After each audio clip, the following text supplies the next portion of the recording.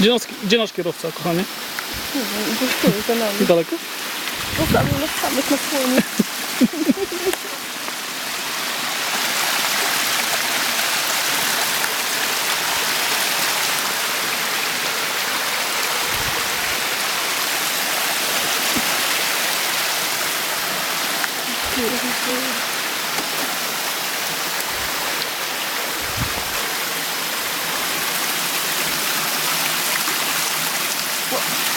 Oj!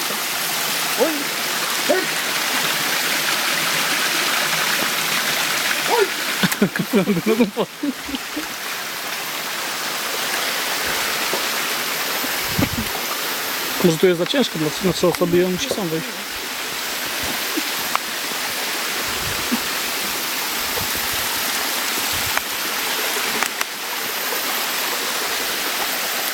Oj.